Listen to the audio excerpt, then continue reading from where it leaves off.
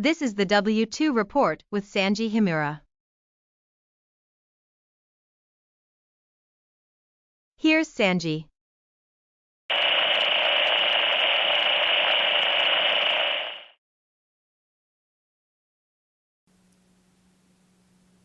Hello everyone and welcome to another exciting episode of the W2 Report. I am your host Sanji Himura. Today we're going to take a look at Sony and their brain dead move over ceasing digital discs, physical discs for their PlayStation games for 2028. But before we proceed any further, let's go over the ground rules with Lord Crocosquirrel as always. Rule number 1, do not be the dick. Rule number 2, if there's a problem and you don't understand rule number 1, please refer to rule number 1. Rule number 3, stop eating your mic. Because I put my headphones on, Mr. Sanji. Mm-hmm. And I swear the overpressure was going to bust eardrums. Okay. And bringing in our third man in the ring, we have Mr. Lendrigan. I'm sorry, I really should not have bought a mic made of tortilla chips. My bad. Yeah,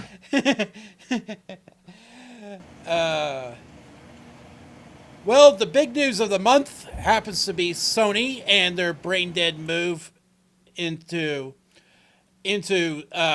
ceasing production of physical discs for January 2028 for new games releasing on PlayStation consoles. But what does that actually mean? it means that Sony is being rather on the greedy side, because they remove the ability for any PlayStation user to collect discs if they wish to, preserve games that they like, or buy something a little bit cheaper because there are no used games from Sony. They're Well- wall gardening themselves, or garden walling Yes. themselves. Yep, they want to close garden. Okay, so according to Bloomberg's Jason Schreiber, Schreier? Yeah, Why do we listen to Jason Schreier? I mean, Because- admittedly, it's probably the only article we have, but still. He has trash opinions, but he does have good information. Yeah, well, he plays games like trash too.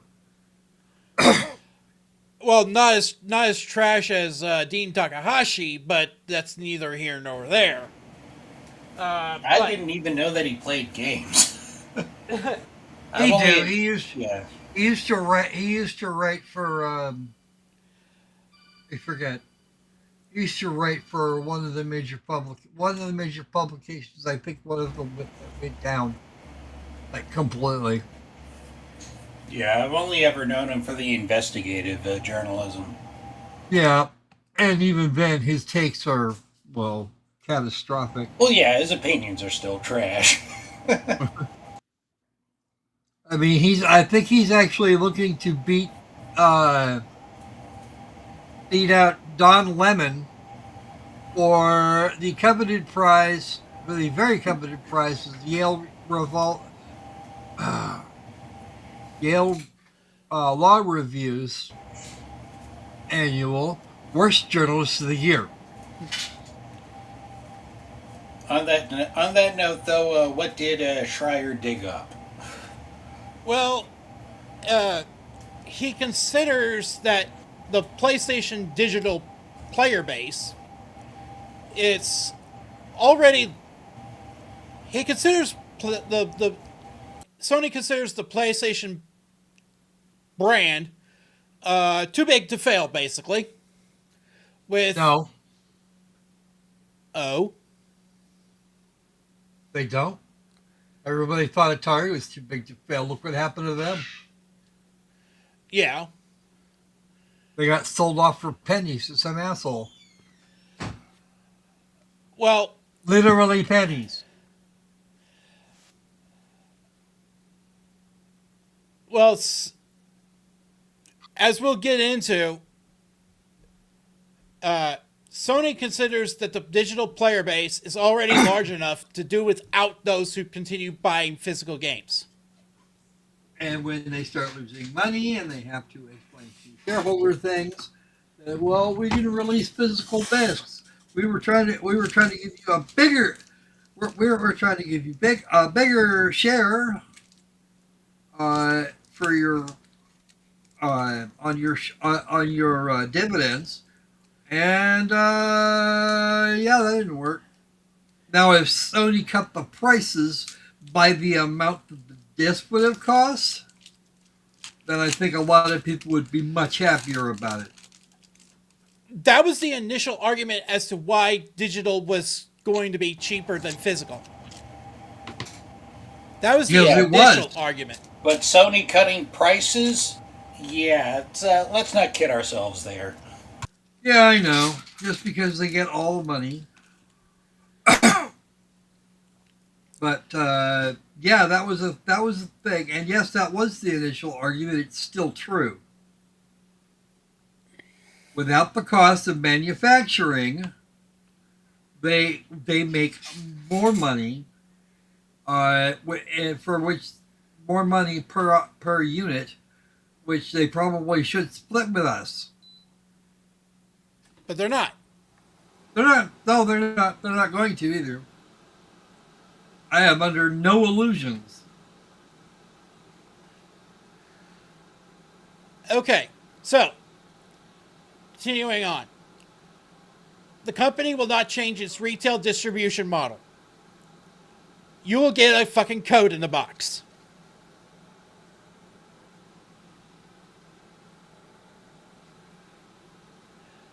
Not the first time I've heard that. Yeah, but when see GTA 6, It won't. That's not. They don't do it. Oh, is Rockstar doing that for GTA 6? yep, no physical. Almost as if Rockstar was tipped off on that. Let me dig up an old article regarding.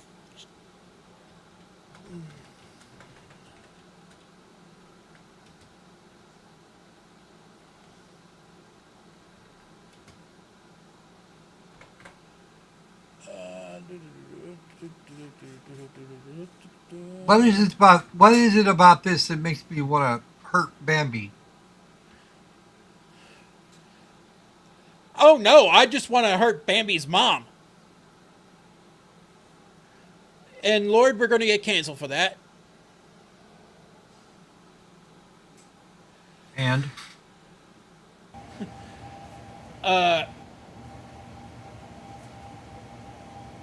okay, now we're going to skip the whole first party physical game to a retailer BS.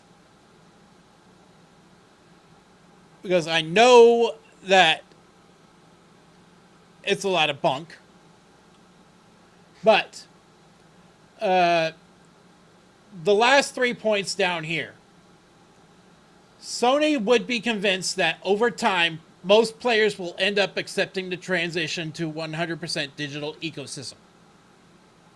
some have already gotten over it. Others vehemently against, and the ones who are vehemently against, they'll probably stop buying PlayStation shit. Much of the audience that has already gotten used to purely digital is already on Steam, outside of the Sony ecosystem. Yep.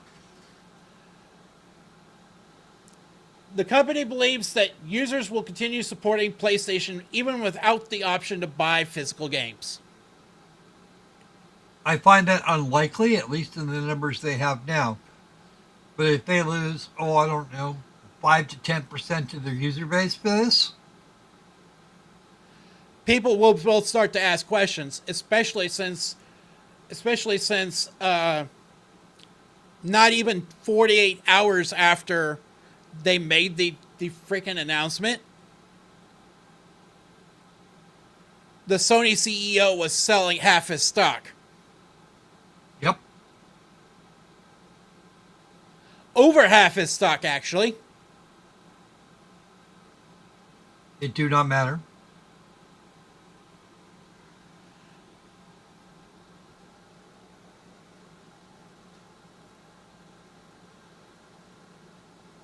Now, this is what really pisses me off. Additionally, they consider that it's not necessary to maintain direct communication with fans about this decision, as they trust in the strength of the brand and the loyalty of their community. Okay, this is where the vehemently opposed folks go. Because if they lose the 5 to 10, even if it's 5 or 10%, that's millions of dollars that Sony will not get. Mm-hmm. And as a result, the shareholders are going to throw a revolt when their dividend checks go down, or the stock price, whichever is first. My guess would be the stock price. It's going to come out from under them, and they're going to say, "What the unholy fuck did you just do?"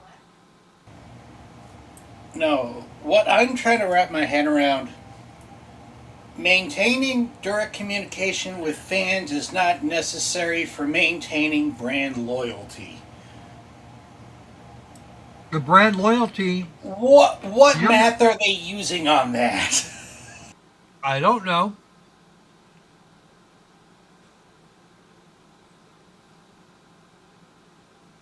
I doubt anybody's going to figure it out without a massive audit. Well, speaking of audits, well, you know, this is going to be right up our alley. We have an alley? Yeah. Better than a lane. Sony gains conditional U.S. approval for a U.S. stablecoin trust bank. Yeah, okay. That's not going to keep the stablecoin stable. This is reporting via cryptonews.net. Sony Group has received conditional approval from the U.S. Office of Comptroller of the Currency to establish a trust bank dedicated to issuing and managing a dollar-backed stablecoin, according to Banking Dive. That's a bad idea. The subsidiary, named Connecticut Trust, will operate under the Sony Financial Group and is expected to be established this month with a $40 million in initial capital. Dumb. But wait! It gets better! Ow! Sorry. Sanji! Bad Sanji. Very bad. The conditional charter allows Sony to move forward with preparations to launch the stablecoin business by 2027. Okay.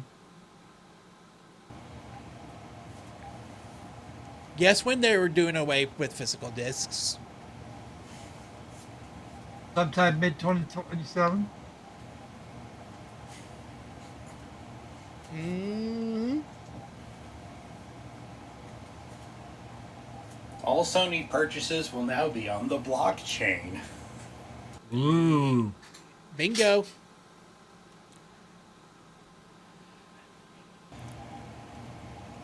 You know, That just means they can accept dollars and turn the dollars into stablecoin.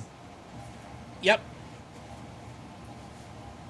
Okay, they're gonna gas themselves to death like sitting in a car running in the garage. Yep. What makes this even better is that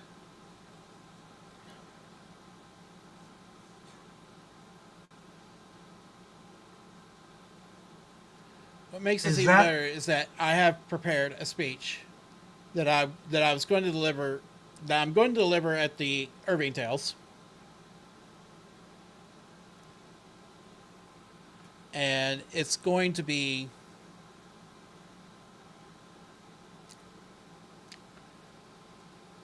one of the best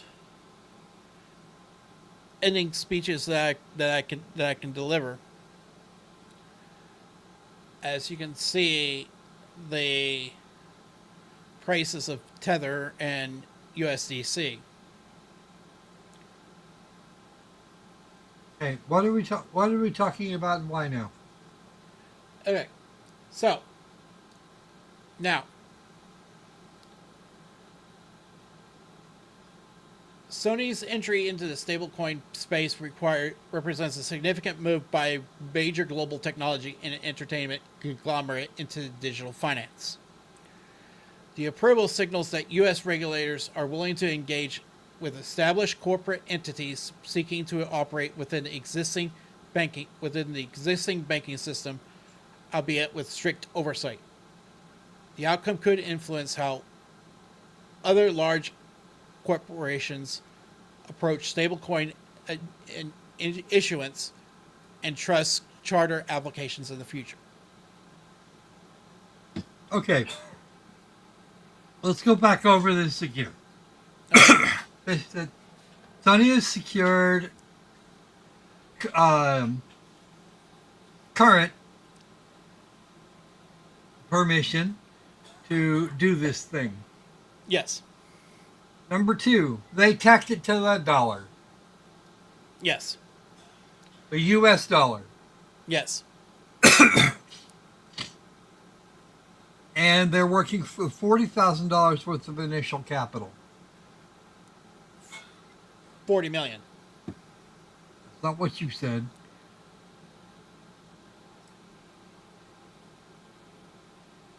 Either way, they're missing a zero. They're missing at least 1 0 on that. Yes, they are.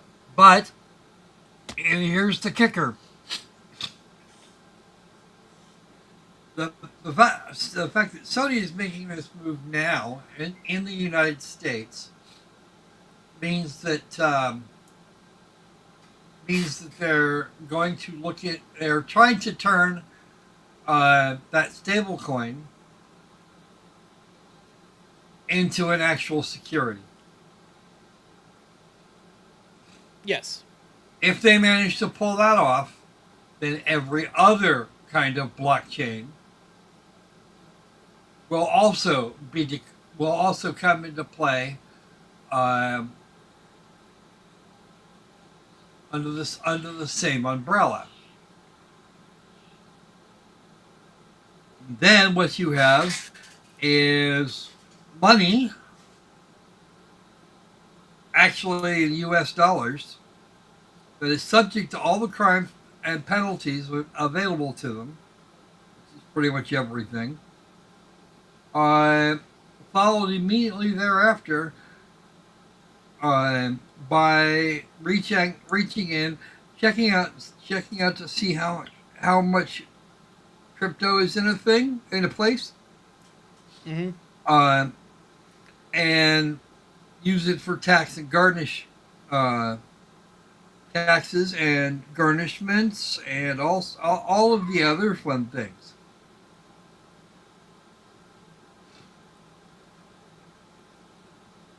Yeah. Keep a clear eye on what your portfolio is worth. You think you're going to be a billionaire? Think twice, because the U.S. government will take half. Oh, and then we have capital gains tax on top of it. So, That's another 43% at least. huh?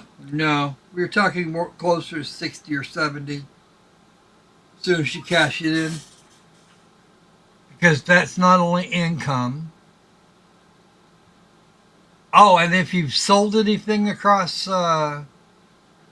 state lines without coughing up the t- um, the taxes, the sales and use taxes, um, yeah, that's a thing too.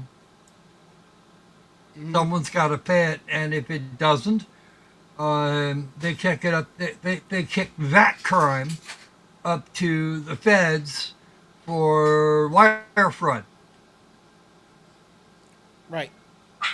They will do the same thing to you they do to your stable coins, well, your crypto coins. Period. Um, they will do the same. Yeah, they'll do the same thing to your money that they'll do to crypto coins. Period. End of conversation. And for the unstable coins, the ones that get traded on a Mhm. regular basis, the one that everybody fracking covets, when they're taxed, and they will be,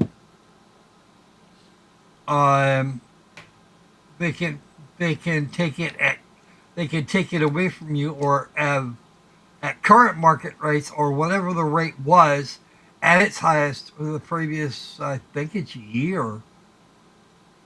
So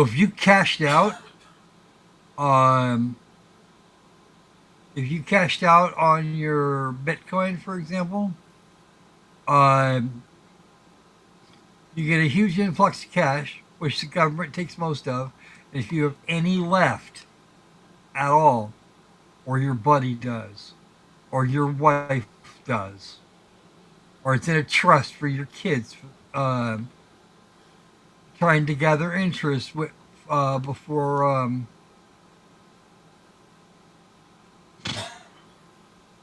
trying to gather interest before they need it. Whatever, they're going to tax that too, Mhm. and they're going to tax it. Let's say we got $600. 600. Yeah, actually, let's make the math simple. 1,000. The Bitcoin starts going for 1,000. Okay, you bought it 35, 40 years ago. Well, not that long. 20 years ago, we'll go with. And that information winds up getting reported somehow. 6 or 8 months down the line, once the high is worn off and it's gone down to, well, I don't know, 50 or 500, Mhm. which is still not small. Which is still not small change. Just to keep, if you've got enough of those coins, you could still cash out and have money for years, even after the government takes 70.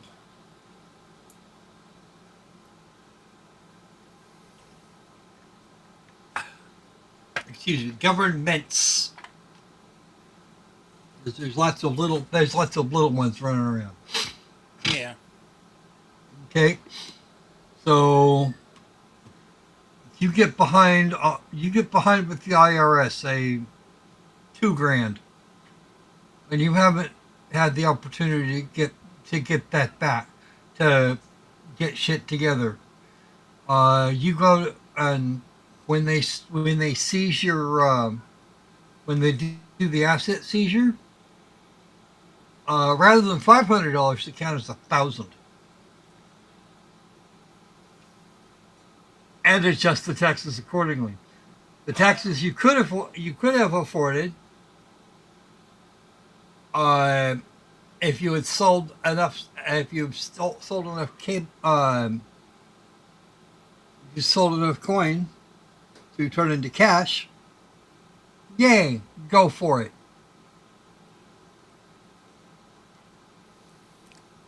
Yay, hooray! You get a gold star. However, that changes when the taxes double. Right. Actually, more than double. So you want to be very careful about where you park your crypto coins. And if you spend any of them anywhere, all over the planet, they will know. Because your identifying information is on all of those coins. Yeah. Never in writing. Never in writing, always in cash. Cash they can't trace. Much. Well, I think the main question now becomes, what does that mean for the PlayStation 6 now that this news leaks out? It means they won't make them with hard disks. That's with the they just won't make them with the drives on them, like at all.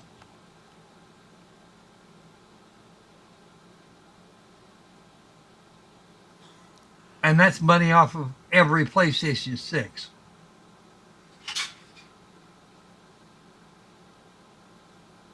But that's not going to mean it's going to sell for less. They're still going to charge more. And they'll pass the savings on to themselves. Yep, in large measure. I mean, that's an essential part of maintaining brand loyalty, of course. Of course, you get a free crypto miner on your PlayStation 6. Yup, a crypto miner that's not addressed to any of your wallets. Yep. I has a wallet. I has a wallet too. Has approximately $15 in it, but not enough. Not enough to matter. Alright, so as a result of Sony's boneheaded decision, we actually have Mexico filing an antitrust complaint over Sony ending PlayStation discs. This was filed today. We get to read it together. Not too much, okay? The next round of the fight appears to have a Grand Theft Auto disc, or for Sony to continue manufacturing discs at all, appears to have moved to Mexico, according to Level Up. Two federal deputies, Ayas Reyes and Senator Luis Donalo Cosado Reyes, both of Motivado Cuidado. I do apologize if I butcher my Spanish. You have indeed butchered all of it. Filed a complaint with the Mexico's National Antitrust Commission, asking it to investigate Sony Interactive Entertainment for an alleged monopolistic practices. Now we're going to talk about that in the Irving Tales, coming up on August the 7th at high noon. Woohoo, football rattle. They argue that killing physical games makes Sony the only place to buy PlayStation games, and that a company controlling the console, store, distribution, and the prices all at once starts to look like a monopoly. Yeah, I think I said, did I not say something about that earlier? Yes, you did.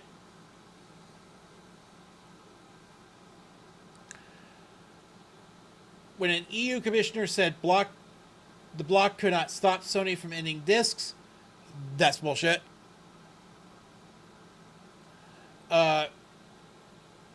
He was answering a specific question: can we force a company to keep manufacturing a product? The answer to that is no. It was always going to be no. Nobody makes a business. Because now you're dictating how a business might operate, and a business is a separate creature. It has absolutely no emotion except is my funding sufficient to keep me going? If the answer is yes, then they're not going to act. They won't act. If the answer is no, they find a way. It goes to its minions and says, "Hey, we're getting fucked over here," and off you go. I do know that Sony as a whole has been losing money in recent years. Sony Interactive Entertainment has had some interesting flops. One of which they took down, like, what, a week after they launched it? 2 weeks? Concord. They tried to go completely to a live service model. That didn't help them. No, sir. What they need to do is solo or co-op games.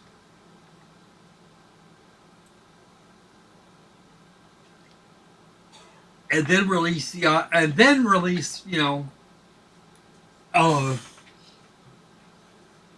live service game every couple of years. That would be ideal. Like the Destiny. Who is it that's been put? Who is it that owns Destiny? Bungie. Is that a Bungie joint? Yep. Okay.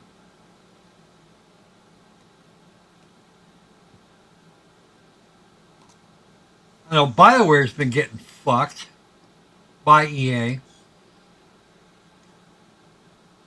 But I've given enough shit I've given just enough shits about Destiny over the last, I don't know how many years. I remember the name. I remember the announcement because I was watching that.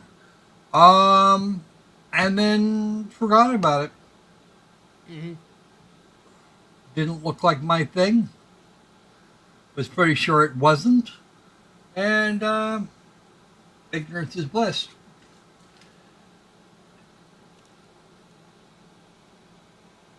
The Mexican antitrust complaint against Sony alleges 6 points. The alleged harm is that alleged harm number 1 is that Sony becomes the sole price setter. What it means is that with no retail competition, nobody can undercut the PlayStation Store price. They usually don't anyway. The their distributors are told that they can't move stock on sale without authorization from dear old Sony. But that goes through the distribution network and then up the chain. Mm. Retailers, harm number 2. Retailers are pushed out of new game sales. Chains like Liverpool, Sanborns, and Game Planet stop competing on new games. Well, they've still got Microsoft, but those aren't selling very well either. As far as that, people not being able to sell new games anymore is pretty much the thing. That was something that I mentioned earlier. Why grab a key when you can just why go to the game shop to go get a key when you could go to your couch and buy the frickin' thing and be able to play it, however long it takes it to download. Harm number 3. The secondhand market disappears. No disc means no resale, no lending, no trading, no collecting. Not necessarily true, although trading going forward would be a pain in the ass. But then I know people that do that kind of thing for fun. So, getting the current games wouldn't be quite as hard as they think. unless they're being absolutely fucking vigilant about everything, and I don't know that they can.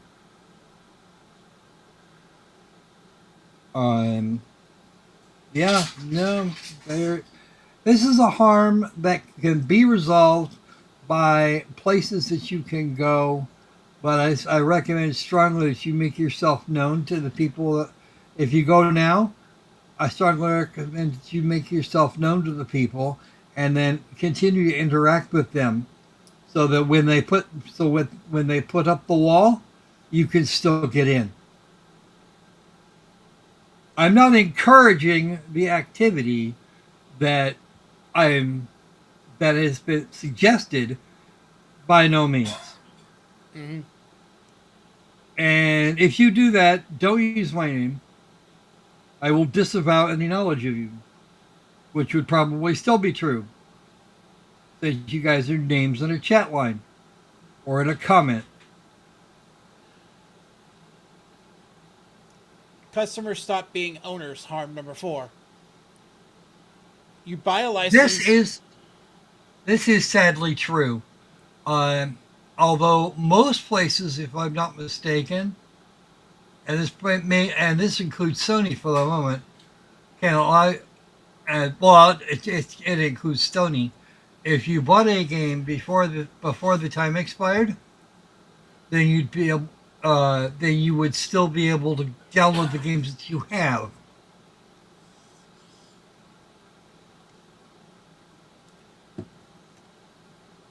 The games that you have in your library, you can still download them. Because... Go ahead. Harm number 5. Developers become dependent on Sony's terms. With no physical channel, publishers are locked into Sony's infrastructure and commission. Not quite. You can still do multi-platform releases, but Sony won't. But if you want a physical version, you're going to have to. You're going to have to fess up. You have to put up and publish the games yourself with your own disc manufacturing setup. When those things are not fucking cheap.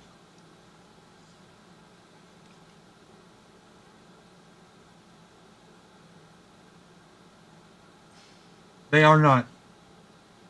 Why don't you just print out a few billion or so? Do you have any idea what that would cost? No. Usually they cost, for Blu-rays, you're talking about $2 to $3 a disc. If you want to make any profit on that at all. I can buy Blu-rays all day for about $2, and that's in batches of 10. Nobody's been making the large 100 count spindles that I know of. Digital only assumes universal internet. Broadband access is uneven across Mexico, so all digital excludes people. Yes, it does here too. Mm-hmm. Yeah, well, actually, the cable companies were given a bunch of money about a decade or so back, something like that, and the thing they were supposed to spend it on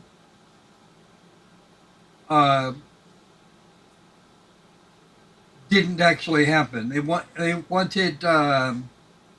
wanted full high-speed internet in every home, or at least available to every home.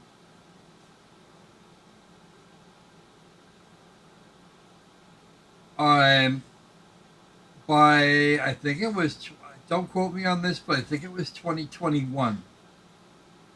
It never happened. That shit got absorbed either into operational overhead or somewhere in the pockets of some high-end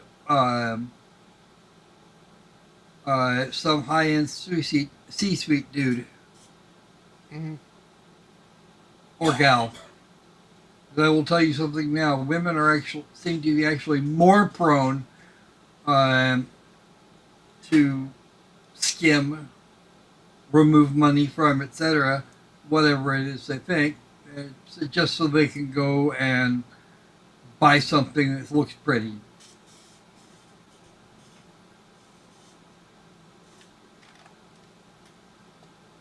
So yeah, everybody should have access. In all digital PlayStation world, the PS Store price is the price. The $79.99 that's already had people grinding rewards points and stacking cards to afford becomes a fixed, non-negotiable number set by the only company selling it. Rockstar's Code in the Box physical edition is a preview of that world. The retailer still gets a cut today, so the discount still exists for now. Once the discs are gone entirely, the middle layer goes with them. Not untrue. Why don't we save the rest for the Irving Tales, dude? Yeah, let's save it for the Irving Tales, because this is going to be some good stuff. Anyway, what do you think? Comment down below if you like this kind of thing. We do streams once a week, and like and subscribe, and comment if you haven't already. I know you have some comments and thoughts prepared. We are middle of finalizing details for the Irving Tales, and we are going to we're going to record that for YouTube's. So stay tuned for that. Please be sure to do all the YouTube things. Check out the links below. Check out my Twitch channel, and Lord Crocosquirrel's YouTube channel. He does streams Wednesdays and Saturdays. But between now and the next time we see you, beware, the tax man cometh.